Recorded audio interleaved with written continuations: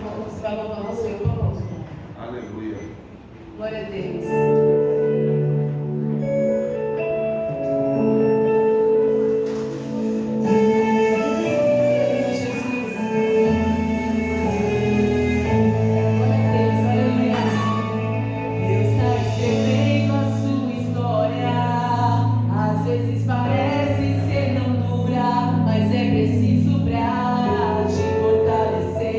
Não é pra te matar, vai te fazer crescer. Deus vem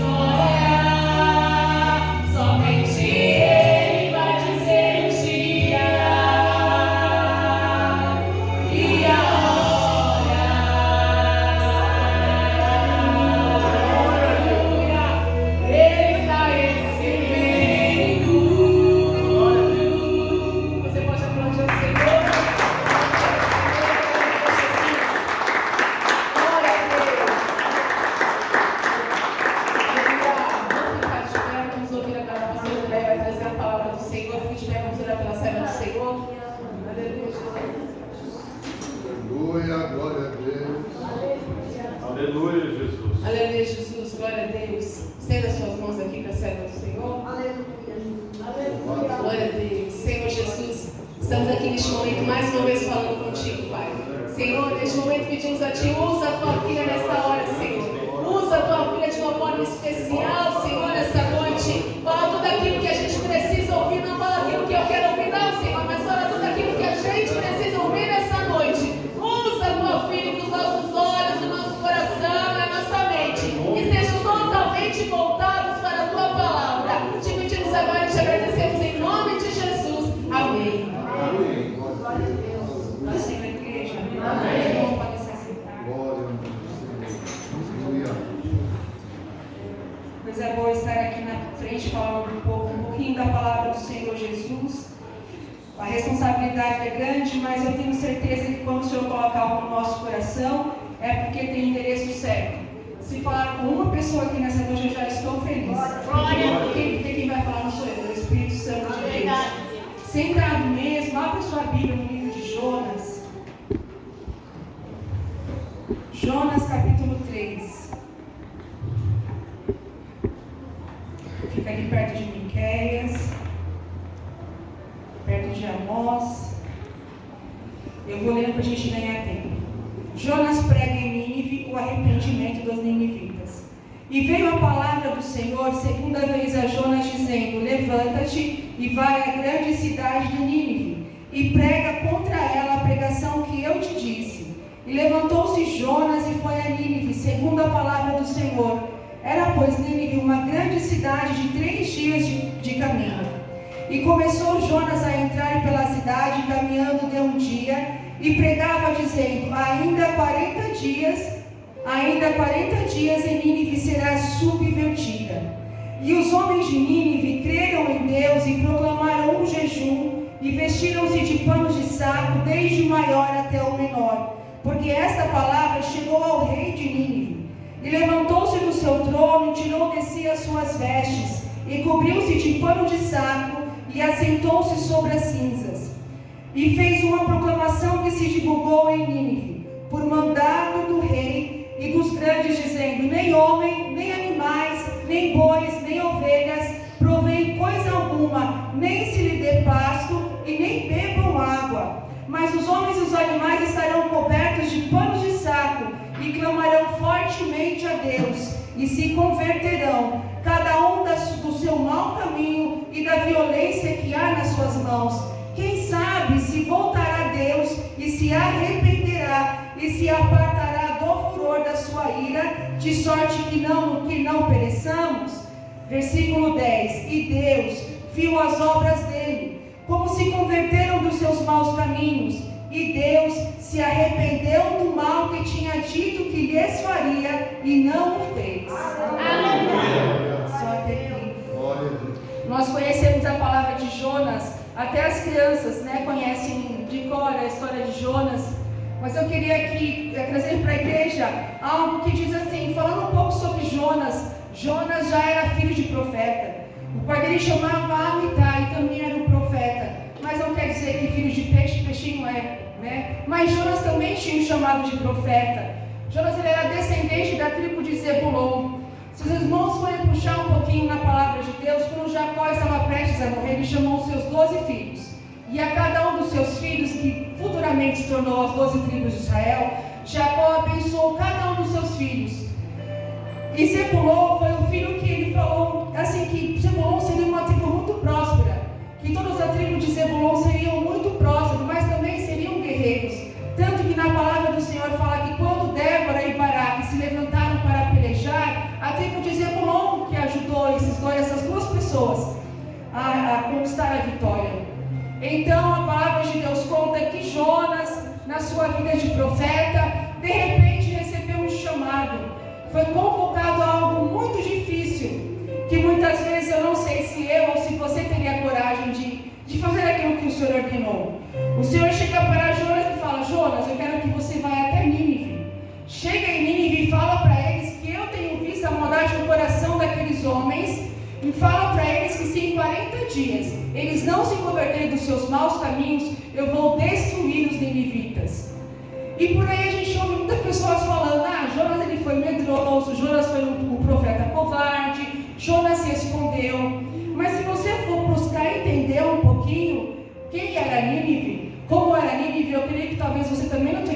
de ir até lá. A história conta que Nínive era uma cidade que ficava lá na Síria, e eles eram muito conhecidos, eles eram extremamente idólatras. Eles tinham vários deuses, eram extremamente idólatras. Mas pior do que isso, eles eram extremamente sanguinários, violentos. Eles tinham prazer em matar as pessoas. Eles torturavam, matavam e ainda penduravam os corpos como se fosse um troféu, mostrando tudo que eles faziam. Então é muito fácil falar, Jonas foi muito medroso. Não, eu acho que eu também ia falar, Senhor, presta atenção. Tem certeza que é Nínive? O Senhor falou o nome certo? O Senhor falou a cidade certa? Porque realmente eu, no lugar de Jonas, também ficaria com medo de levar então essa palavra do Senhor. Mas aí tem uns e outros que falam, mas escuta, quando Deus fala, Ele se responsabiliza. Quando Deus fala, Ele vai na sua frente sim. Quando Deus fala, Ele se responsabiliza. Quando Deus fala, Ele vai à nossa frente. Só que o fato de você estar no mar, sem fazer a vontade do Senhor, não impede que você passe por ventos, não impede que você passe por tempestades. Mas você está fazendo a vontade do Senhor sim, mas não é porque você está fazendo a vontade do Senhor que você não vai passar por tribulações. Essa é a vida daquele que serve a Deus. Paulo e Silas pregavam a palavra do Senhor, e nem por isso eles deixaram de apanhar, deixaram de serem presos, deixaram de serem torturados.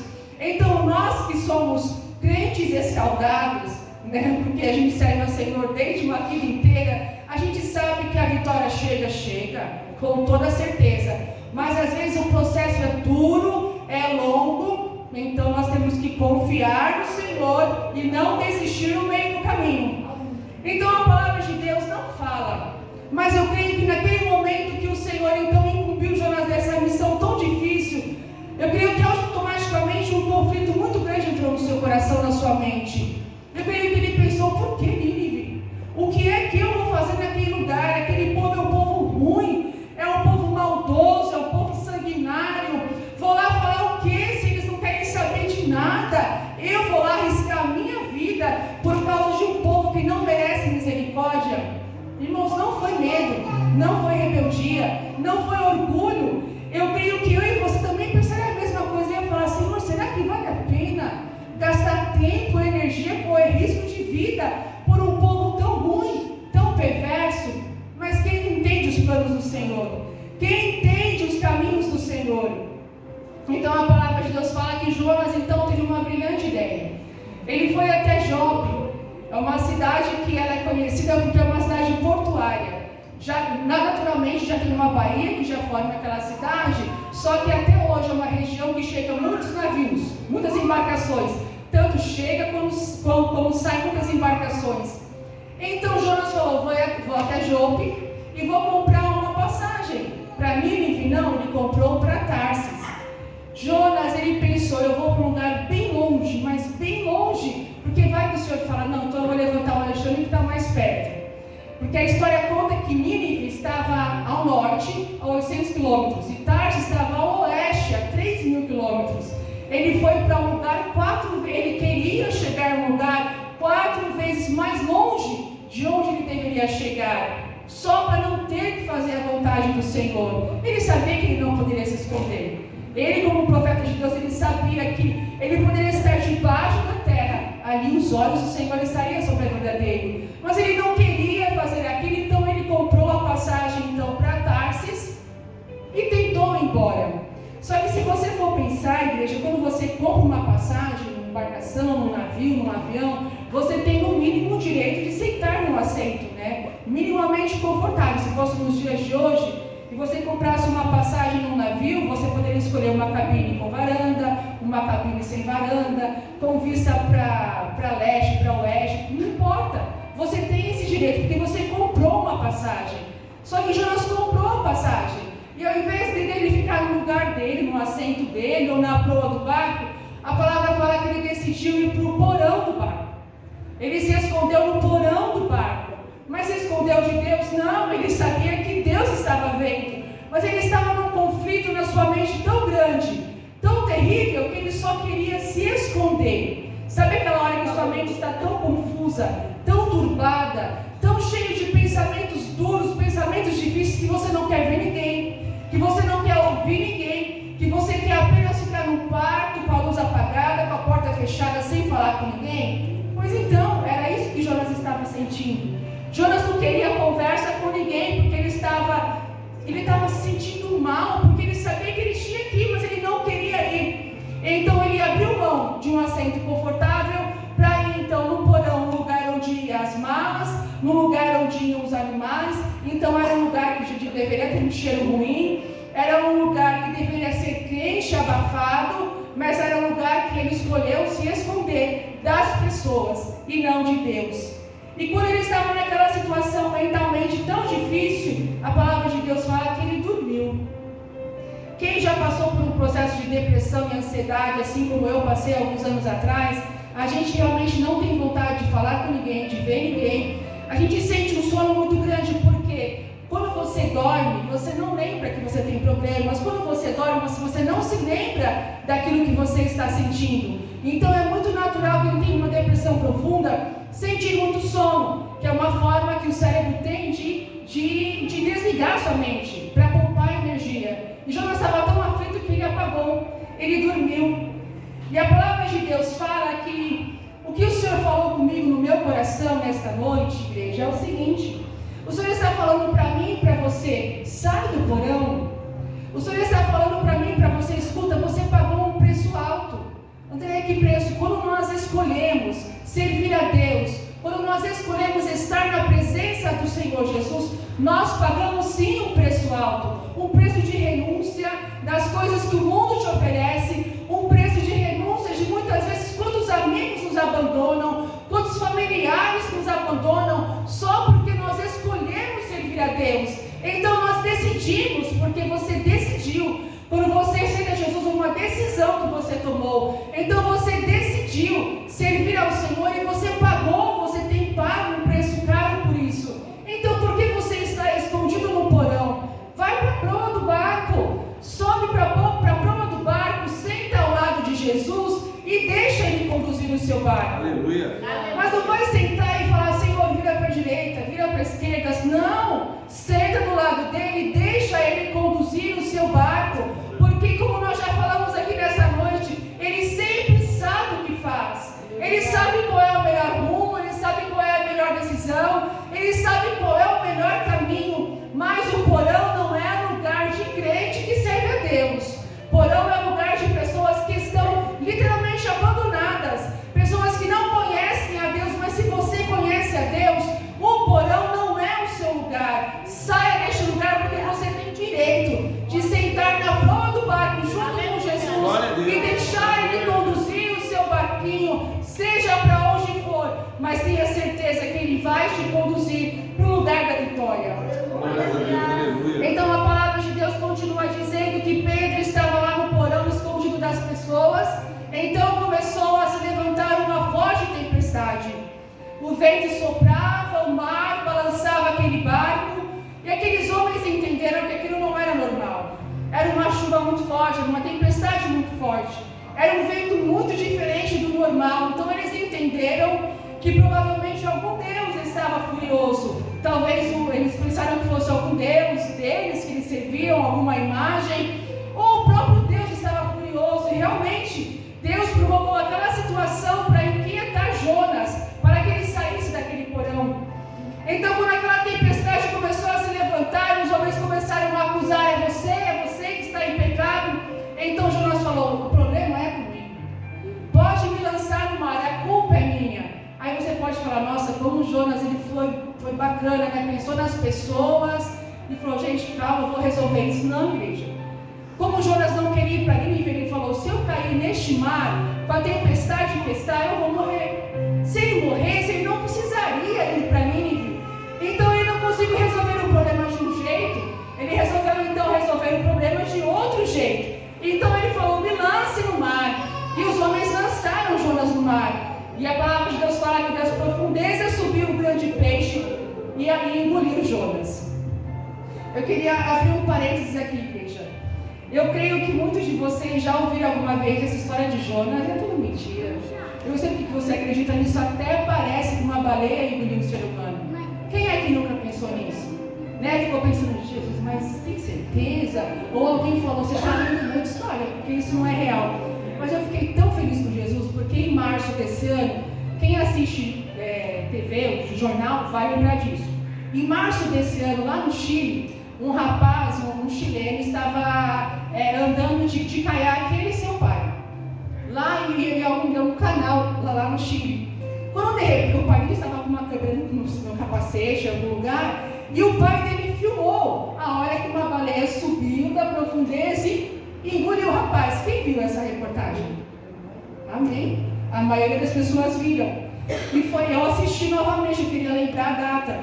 E aquilo, quando eu vi aquilo, eu estava em casa, eu falei, ótimo, isso mesmo, agora eu quero ver alguém falar que baleia não engole homem. Eu fiquei tão feliz. O rapaz saiu inteiro, né? Do jeito que ele entrou, ele saiu no caiaque tudo, nem perdeu o caiaque. Nada aconteceu com ele, mas aquela hora meu coração encheu de alegria, porque se existia alguém que não acreditava que baleia engolia homem, naquela hora teve que acreditar, porque o mundo inteiro viu essa reportagem. Foram só 3 segundos que aquele rapaz ficou na boca daquela baleia, mas foi o suficiente para o mundo inteiro ver que baleia engole homem sim. Aleluia. E pesquisando a data, eu vi que há 4 anos atrás, isso aconteceu novamente. Só que lá nos Estados Unidos, o pescador de lagosta estava lá trabalhando e a mesma coisa aconteceu. Uma baleia subiu e engoliu esse pescador. Só que diferente do chileno, esse senhor ficou 40 segundos na boca da baleia. 40 segundos, irmãos, 40 segundos para quem está na boca da baleia é muito tempo. Pensa, deu tempo dele entender que ele estava sendo engolido por um bicho, deu tempo dele ficar desesperado, como eu ficaria, como todo mundo ficaria. Mas a reportagem disse que nada aconteceu. Aquele homem sofreu algumas escoriações e torceu o joelho, mas nada. Aí está lá a fotinho dele no hospital, assim, dando joinha, nada aconteceu. Então isso serve para mostrar para aqueles que não servem a Deus, que Deus sim permite que uma baleia, um grande peixe, engula o homem. Só que o milagre que aconteceu na vida de Jonas, o milagre na verdade que é um excelente, que só o nosso Senhor faz, é a baleia engolir o profeta, sem mastigar o profeta, é o profeta ficar 3 dias na barriga da baleia e não morrer. Esse é o milagre. Aleluia. Então pode ser que seja natural a baleia engolir um ser humano, mas o milagre é esse ser humano não morrer. Então a palavra de Deus fala que Jonas ficou 3 dias no ventre da baleia, porque isso foi um milagre que o Senhor fez. Jonas queria morrer naquele mar, mas o Senhor falou, não, peraí que eu vou te guardar. A baleia segurou ele no ventre dela, no estômago dela, até ele entender que ele precisava fazer a vontade de Deus. No ventre da baleia, Jonas clamou ao Senhor. No ventre da baleia, Jonas pediu misericórdia a Deus. Então, após o 3º dia, a baleia cuspiu Jonas, vomitou Jonas. Muitos dizem que foi em Nínive, fala que vomitou na praia, mas a história conta que não foi em Nínive. A história conta que Jonas foi vomitado em Jope. Ele voltou para Jope, porque o Senhor deu mais uma chance para Jonas. Jonas, você voltou para o mesmo lugar. Agora, qual será a sua escolha? Você vai entrar em um navio e ir para Tarsis, ou você vai fazer aquilo que eu te pedi? Então, naquele momento, Jonas, quando ele foi então vomitado pelaquela baleia, ele entendeu que ele precisava fazer a vontade do Senhor Jesus. E que ele sabia que ele poderia correr para lá e para cá. O lugar dele era fazendo a vontade do Senhor. E aí os irmãos já conhecem a história, mas eu queria me ater a um detalhe, igreja. Esses dias eu estava falando com Deus e me veio sobre escolhas. Sair da zona de conforto, fazer escolhas. E na mesma hora o Senhor mandou Jonas na minha mente. Foi domingo passado, eu estava ali sentada, Jonas. E aí eu comecei a relembrar a história. E aí o Senhor então me fez me ater em um detalhe. Quando nós falamos de Jope, que é o lugar onde Jonas pegou aquela embarcação para fugir da vontade do Senhor Jesus, Jope hoje é um bairro que fica lá em Tel Aviv. Mas Jope ainda é uma região portuária, que muitos navios chegam e saem, transportando todo tipo de mercadoria do mundo. E a palavra de Deus conta que em Jope, o que talvez muitos de nós não entendemos ou não aprendemos, é que em Jope aconteceu 3 grandes milagres que marcaram esse lugar, que marcou meu coração e espero que marque seu coração também. Lá em 2 Reis capítulo 5, fala sobre Salomão. A palavra de Deus fala que Salomão decidiu construir o templo de Salomão. A princípio, seu pai Davi que ia construir esse templo. Mas o Senhor falou: Davi, você não vai construir o templo porque as suas mãos têm sangue. Quem vai construir no seu lugar é seu filho Salomão. Davi morreu, então Salomão começou a reinar. E a palavra de Deus fala que então ele começou a construir aquele templo. Só que Salomão, ele não quis fazer qualquer coisa, porque ele aprendeu com seu pai que para Deus era sempre o melhor. Então ele construiu o templo e ele decidiu então revestir todo o templo, a parte interna, com cedro do Líbano. Cedro do Líbano é um tipo de árvore muito resistente. O cedro do Líbano é uma árvore que é tão dura quanto um concreto. Se você colocar um tronco de um cedro aqui dentro, é como se fosse uma pilastra de concreto. Nada derruba. É muito difícil você conseguir cortar o cedro do Líbano. E é uma árvore tão resistente, tão valiosa, que não é qualquer bichinho que consegue matar, não. O cupim não consegue comer o cedro. Nem outro cedro consegue destruir o cedro. E o cedro tem uma característica que ele tem um perfume natural dele. Essa árvore, essa madeira tem um perfume muito gostoso. Então o que Salomão fez? Ele queria então revestir todo aquele templo com algo muito bonito, muito valioso, muito forte, muito resistente. Só que não tinha na região, não tinha no reino de Salomão aquele tipo de madeira. Salomão tinha então uma boa amizade com os outros reis. Então o que ele fala? Ele mandou mensagem lá para o rei Irão, o rei de Tiro, dizendo: escuta, eu quero construir um templo para meu Deus. Era para meu pai ter feito, mas Deus mandou que eu fizesse. Então eu quero isso, aquilo. Me mande madeira assim. Eu quero cedro do Líbano. Eu quero o melhor para Deus. E naquela hora a palavra de Deus fala que o rei Irão se alegrou com aquilo. Ele ficou feliz porque ele ia abençoar a vida de Salomão e ia fazer parte daquela obra tão gloriosa.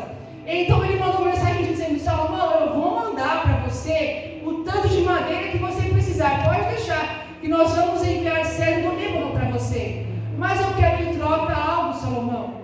Eu quero que você forneça para o meu povo trigo e azeite, para que eles possam se alimentar. E durante 7 anos era o rei Irão mandando o cedro do Líbano para chegar em Jope, e o rei Salomão mandando então para Tiro azeite puro e mandando então trigo. E a palavra de Deus fala que era tanto trigo, era tanto azeite, que por ano Salomão mandava cerca de 2.000 toneladas de trigo, porque era muita gente para comer, eu imagino, e 400 litros de azeite puro. Já que você vai me dar a melhor madeira, eu vou te dar o melhor azeite. Aleluia. E o que eu entendo com isso, igreja, é que Jope é um lugar que o Senhor, então, quando o Senhor fala de construção, o Senhor fala de estrutura. Jope é um lugar que o Senhor está preparando a minha vida e a sua vida, Ele está te estruturando. Só que o Senhor não está colocando na sua vida uma coisa qualquer. O Senhor está te estruturando com o que Ele tem de melhor. Ele está te fazendo, igreja, resistente como o cedro do Líbano, que não é qualquer vento que vai te derrubar. Ele está te fazendo forte como o cedro do Líbano, que não é qualquer inseto que vai destruir a sua vida, não é qualquer fofoca que vai acabar com as suas emoções, não é qualquer comentário que vai te destruir por dentro. E o Senhor está falando para você, você vai começar a exalar o perfume de Cristo, porque quem anda com Cristo exala o perfume de Cristo. Então quando fala que está chegando madeira, e Jó, o Senhor está falando, está chegando estrutura para a tua vida espiritual. Mas o Senhor está pedindo algo em troca. O que o Senhor quer da minha e da sua vida? Eu quero que você me dê trigo, eu quero que você me dê azeite, ou seja, eu quero que você aprenda da minha palavra, porque trigo representa a palavra de Deus. Coma a minha palavra, estude a minha palavra. Eu estou te estruturando para algo grande, para algo maior, para algo poderoso. Mas eu preciso que você estude a minha palavra, se alimente da minha palavra, e conforme você for se alimentando, a unção de Deus, o azeite puro, vai descer sobre a sua vida, e o Senhor vai começar a te usar para fazer milagres e maravilhas no nome dele. Então Jope é um lugar de estruturação, estrutura. O Senhor está estruturando crentes aqui nesta noite. Então durante 7 anos era navio chegando com o cedro do Líbano, e navio partindo com azeite e trigo. E o que eu também aprendi, igreja, que Jope aconteceu um segundo milagre. Lá em Atos 9 diz que esses que moravam em Jope, uma mulher chamada Tabita, em grego significa Dorcas. A palavra de Deus fala que Dorcas era uma mulher muito caridosa. Era uma mulher que ela não era judia, então ela era considerada gentil. Ou você era judeu, e se você não fosse judeu, você era considerado gentil. Só que apesar de não seguir os mandamentos de Deus, segundo os judeus, ela era uma mulher muito caridosa. A história conta que ela fazia questão de costurar roupas para os órfãos e ela ajudava financeiramente as viúvas, que eram o tipo de pessoas que eram desprezadas pela sociedade, que viviam passavam por diversas necessidades. E essa mulher sozinha fazia tudo isso, todo dia costurando roupa, todo dia abençoando os pobres, as viúvas. E a palavra de Deus fala que de repente aquela mulher adoeceu e aquela mulher morreu. E naquele momento, Jope toda a cidade ficou muito triste, porque todos conheciam a fama de Dorcas. Todos sabiam que Dorcas era uma mulher caridosa, uma mulher que abençoava as pessoas financeiramente, que abençoava as pessoas com roupas, costurava, se dedicava para as pessoas. Então, segundo o costume dos judeus, eles lavaram o corpo de Dorcas e colocaram o seu corpo no andar superior da casa. Porque naquela época, devido ao calor, a parte superior era a parte menos quente da casa, para evitar então que o corpo apodrecesse muito rápido, até preparar o corpo para ser enterrado. Então lavaram o corpo de Dorcas, colocaram Dorcas no quarto e começaram a chorar, a se lamentar, porque era uma mulher que abençoava muitas vidas. Então alguém se lembrou, alguns discípulos se lembrou que Pedro estava ali perto. Pedro estava na cidade de Lida, pertinho de Jó. Pedro, ele era um pregador ferrenho da palavra do Senhor. Pedro não perdia tempo. Onde Pedro estava pregando, curando, salvando, libertando. E a palavra de Deus fala que onde Pedro passava, até a sombra dele curava os enfermos. Tamanha era a unção que tinha aquele homem, tamanha era a dedicação que aquele homem tinha pelas coisas de Deus. Então a palavra de Deus fala que Pedro estava em Lida. E lá em Lida, ele já havia curado o paralítico. Estava lá em Lida, passou por Lida, viu um paralítico deitado, falou: Enéas, levanta, pega a tua cama. Enéas levantou, curava, pregava, falava de Jesus sem medo, sem perder tempo. Então alguém ficou sabendo que ele estava ali pertinho. Então mandaram buscar Pedro. Mandaram a mensagem dizendo: Pedro, venha ter conosco. Essa foi a mensagem que eles pediram. E Pedro foi. Pedro não questionou o que aconteceu, aonde eu vou. Não, ele só foi, porque ele sabia que ele tinha que trabalhar com o Senhor. Chegando em Jope, ele chega na casa daquela viúva, daquela mulher Dorcas. Chegando lá, a casa estava cheia de pessoas. Muitas viúvas chorando, as viúvas choravam e mostravam as roupas. Olha o que Dorcas fez para mim, olha o que Dorcas fez pelo meu filho. Muitas pessoas estavam ali chorando a morte daquela mulher. Então a palavra de Deus fala que Pedro pede para que todo mundo saia, porque para operar milagre não precisa de plateia. Muitas vezes o milagre é só você e Deus. Não precisa de você filmar, colocar nas redes sociais. Não precisa falar: pessoal, eu vou operar um milagre agora, presta atenção aqui. Não, em momento algum Pedro fez isso. Pedro falou: por favor, todo mundo sai da casa. Sai todo mundo. E a palavra de Deus fala que Pedro subiu, foi até a porta daquela mulher, fechou a porta, se ajoelhou, orou a Deus e falou: Tabita, levanta-te. E imediatamente ela se sentou. Ela abriu os olhos e se sentou. E ele foi, pegou pela mão dela e colocou ela de pé. Quando as pessoas viram aquela mulher Dorcas, viva, falando, andando com saúde, aquele milagre foi tão extraordinário que todo mundo que estava ali saiu falando dos milagres do Senhor Jesus. Todos que estavam ali se maravilharam com aquele testemunho e começaram a crer no Senhor Jesus. Quem não conhecia Deus começou a servir a Deus, porque Pedro ouviu a voz do Senhor, atendeu o pedido daquelas pessoas e através de uma oração, aquela mulher se levantou. Foi literalmente ressuscitada. E o que o Senhor tocou no meu coração a respeito dessa palavra, deste milagre que aconteceu em Jope, igreja. Segundo os judeus, quando eles lavam o corpo daquela pessoa que morre, significa purificação. Antes de enterrar a pessoa, você tem que lavar o corpo dela, porque eles acreditam que você está purificando a vida daquela pessoa. O que o Senhor falou no meu coração, e eu espero que fale no seu coração, purificação, igreja, é o que o Senhor está requerendo de mim, de você. Jope é um lugar que o Senhor está te estruturando, mas Jope também é um lugar que o Senhor está falando, purifica a tua vida, purifica os teus caminhos, purifica a tua mente, purifica o teu coração, purifica as tuas atitudes. E como o Dorcas estava no quarto, o Senhor falou no meu coração, o quarto é um lugar de intimidade com Deus. Então volta a fechar a porta do seu quarto e volte a falar em secreto com Deus, porque Ele vai te ouvir.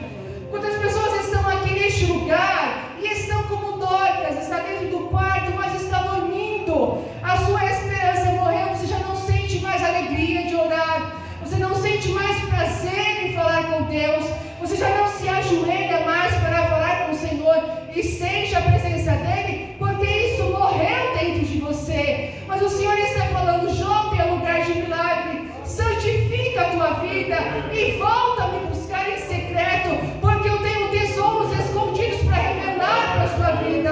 É o Senhor que isso, o Senhor está falando no meu coração e está falando no seu coração. Igreja, a palavra do Senhor para mim, para você nesta noite é: levanta-te, se levanta neste sono profundo, porque o Senhor tem pressa em fazer milagres na sua vida. E o último grande milagre que aconteceu em Jope, igreja, está lá em Atos 10. Pedro continuou em Jope.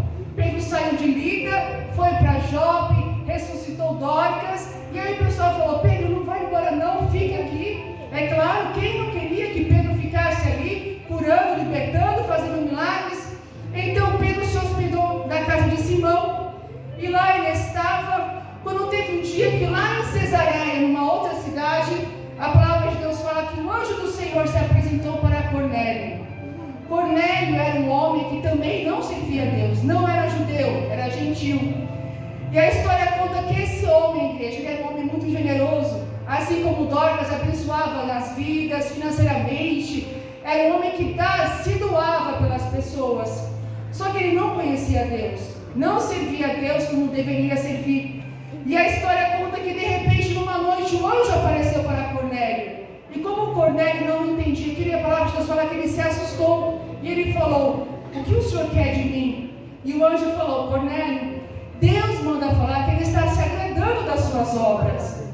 E ele falou: manda chamar Pedro, que está em tal lugar. Ele ainda falou: vai em tal lugar, está em tal cidade, em tal casa. Manda buscar Pedro. Eu creio que na hora Cornélio não entendeu nada, mas ele fez o que o Senhor mandou. No dia seguinte ele chamou alguns homens e falou: vai em tal lugar, cidade tal, rua tal, número tal, casa tal, chama aquele homem e traga ele para mim. Fala que eu preciso falar com ele. No dia seguinte Pedro estava na casa de Simão, hospedado na casa de Simão. Então a palavra de Deus fala que era meio-dia. Pedro subiu até o terraço e foi orar. Ele estava orando quando de repente ele sentiu fome. E aí ele olhou e falou: o almoço não estava pronto ainda, era o horário de almoço, ele estava com fome, não estava pronto. E naquela hora o Senhor deu uma visão para aquele homem. Pedro no terraço, só ele e Deus. O Senhor deu uma visão gloriosa para ele. A palavra de Deus fala que Pedro via descendo do céu um lençol branco. Nesse lençol as 4 porras estavam juntas, estavam presas. E dentro desse lençol tinha todo tipo de animais, todas as espécies de animais, de aves, de quadrúpedes. E naquela hora o Senhor falou para ele: Pedro, mata e come. E Pedro, como judeu, não comia de tudo, porque segundo a lei dos judeus, não era todo animal que podia comer. Na hora Pedro disse: não, Senhor, eu jamais vou comer algo impuro. O que o Senhor respondeu para ele? Não chames de imundo aquilo que eu purifiquei. Naquela hora Pedro não entendeu nada. A palavra de Deus fala que por 3 vezes a mesma visão Deus deu àquele homem. Pedro viu a mesma visão por 3 vezes. Nesse meio tempo, aqueles homens enviados por Cornélio já estavam chegando perto da casa de Simão, perto da casa de Pedro. Então a palavra de Deus fala que Pedro estava pensando naquela visão. Olha como Deus faz, tudo sincronizado. Pedro estava pensando naquela visão, quando aqueles homens chegaram na casa. E o Senhor falou para ele: Pedro, está chegando aí os homens, é para você ir até a casa de Cornélio e faça aquilo que eu mandar. Pedro simplesmente obedeceu a voz do Senhor e foi até a casa de Cornélio. Eu creio que até aquele momento ele não entendeu nada, o que era aquele sol, o que eram aqueles animais, por que eu tinha que comer, se era imundo, por que eu chamei de imundo se Deus falou que purificou. Olha a confusão na mente de Pedro. E a palavra de Deus fala que quando ele chegou na casa de Cornélio, a casa de Cornélio estava cheia de gente, cheia de pessoas esperando Pedro chegar. Só que, para surpresa de Pedro, não tinha só judeus ali, tinha judeus e gentios, pessoas que não serviam a Deus como Pedro. Só que a história conta que, segundo a lei de Moisés, judeu não poderia se misturar com gentio. Então, naquela hora, quando Pedro chegou, viu aquela casa cheia de gente, ele entendeu aquele sonho. O Senhor estava falando: Pedro, não faça acepção de pessoas. Eu vou te levar a um lugar para pregar a minha palavra. Pregue a minha palavra. Não importa se é judeu, não importa se é gentil. A minha ordem é: pregue a minha palavra. Não faça acepção de pessoas. Aleluia. Naquela hora Pedro entendeu. E foi isso que ele começou a fazer. A palavra de Deus fala que Pedro começou a pregar. Começou a falar de Jesus. Falou dos milagres de Jesus. Do milagre vivo, do sacrifício vivo de Jesus. Foi pregando, as pessoas ouvindo, e de repente, mesmo os gentios que estavam ali receberam o Espírito Santo de Deus. Glória a Deus. E naquele momento receberam línguas estranhas. Começaram a falar línguas estranhas, igreja. Ou seja, era judeu, não era judeu, mas todos receberam o Espírito Santo de Deus. Para que Pedro entendesse que o Senhor ama a todos de igual maneira e que o Senhor não faz acepção de pessoas. E Pedro, que não perdia tempo, já arrumou água, já batizou aquele povo na água, e foi um milagre glorioso que o Senhor fez naquele lugar. Aleluia. E o que eu entendo com essa palavra, igreja, para concluir essa palavra, eu quero que você guarde no seu coração: Jope é um lugar de escolhas. O Senhor está falando para mim e para você. Eu estou te perguntando: e agora? O que você vai fazer? Existe um chamado na minha e na sua vida. Existe um chamado na minha e na sua vida.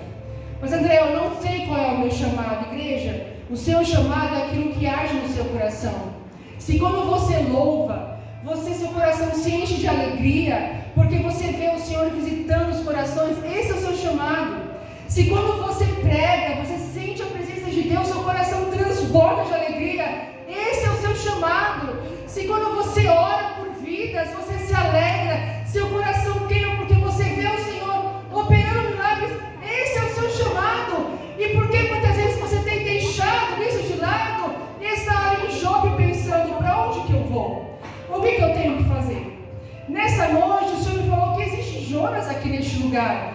Todos que estão aqui são profetas chamados pelo Senhor, são profetas comissionados pelo próprio Deus.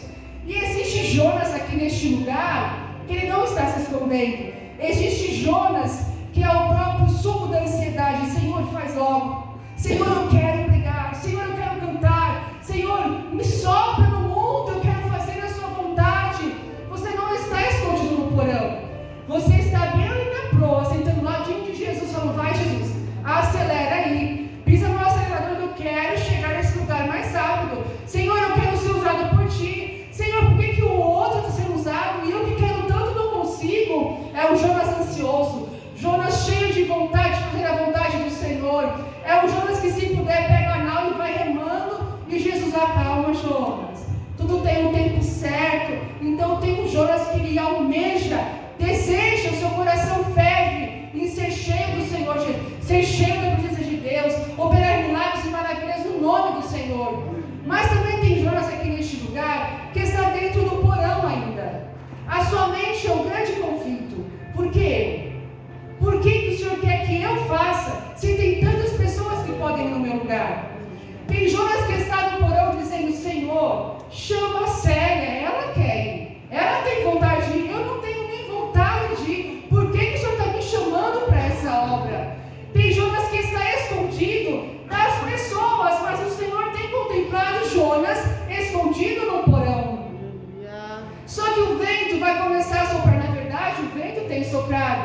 E você sabe que o vento quase afundou o seu barquinho, porque você tem escolhido ficar quietinho, escondido. Deixa para lá, alguém vai se levantar, alguém vai fazer. Deixa alguém que tem mais capacidade. Só que o Senhor está falando, é você que o Senhor te chamou, é você que o Senhor escolheu, é você que desde o ventre da sua mãe o Senhor já tinha escrito uma nova história na sua vida, e é uma história que não tem porão na sua história. Na história que Jesus escreveu, é você no barco com Jesus e Ele te conduzindo para os lugares que Ele disse que te levaria. Aleluia. Na história que Jesus escreveu para mim e para a tua vida, tem veredas novas para você andar. E porque você está escondido no porão dizendo, eu não consigo, eu não posso, eu não tenho capacidade para isso. A ordem do Senhor nessa noite é, sai do porão, Jonas. Sai do porão, porque eu já te vi. E alguém pode dizer, mas Deus não é carrasco, Deus não obriga ninguém a nada, Deus ele não faz assim. Eu vejo Deus como um pai amoroso. Nós que temos filhos, quando o nosso filho parece que não entende aquilo que é importante para ele, nós usamos várias formas de fazer com que nosso filho entenda que é o melhor para ele. Se seu filho não quer estudar, não adianta você ficar batendo. Por favor, não faça isso. Não adianta você castigar o seu filho, ficar ameaçando, não. Explique para ele a importância de estudar, que se ele estudar, ele vai ter isso, isso e aquilo. Isso é o que um pai amoroso faz. Você usa meios para fazer seu filho entender qual é a sua vontade, porque é a melhor para a vida dele. E o nosso Deus não é diferente. Ele usa formas e formas para te fazer entender que a vontade dele é diferente da sua. E que se você fizer a vontade do Senhor Jesus, você vai chegar no lugar de vitória. Então sai do porão nesta noite e comece a ouvir a voz do Senhor Jesus, te chamando para lugares melhores, te chamando para chegar em lugares que você nunca pisou. E guarde no seu coração, igreja, você está em Jope. Jope é um lugar de escolha. Não se esqueça que em Jope o Senhor está te estruturando para te fazer forte, resistente. Não é nada e nem ninguém que vai te corroer e te parar. Você vai exalar o perfume de Cristo. Lembra que em Jope o Senhor está falando, coma a minha palavra, estuda a minha palavra, e eu vou derramar azeite novo sobre a sua vida, porque eu tenho pressa em te usar. Em Jope o Senhor está falando, escuta, purifica a tua vida, purifica os teus caminhos, purifica a tua mente, purifica o teu coração, e volta a fechar o teu quarto. Entra no teu quarto, fecha a porta e fala em secreto comigo, porque eu estou no mesmo lugar te esperando. Glória a Deus. E o Senhor fala para mim e para você, quando eu começar a te usar, não faça acepção de pessoas. Prega a minha palavra, porque o Senhor tem te levantado como uma atalaia de Israel.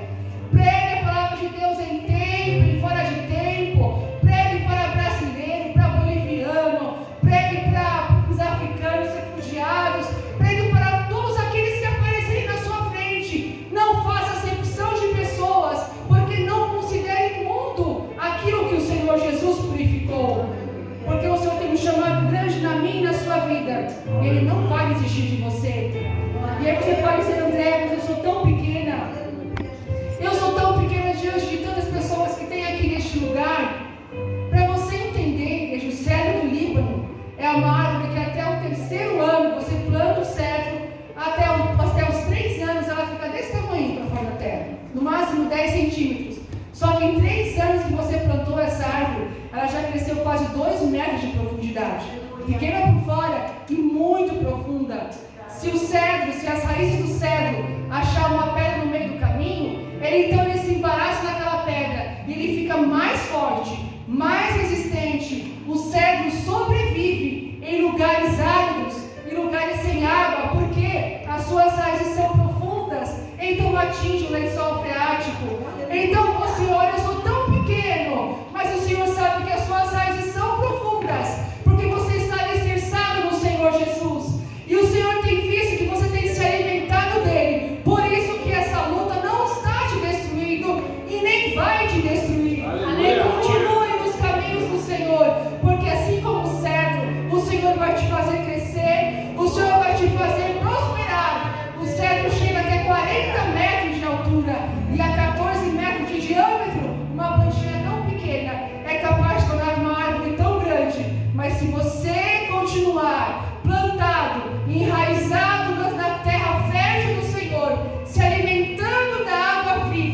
desce do trono de Deus. Você vai crescer, você vai prosperar, porque o Senhor tem algo grande na minha e na sua vida.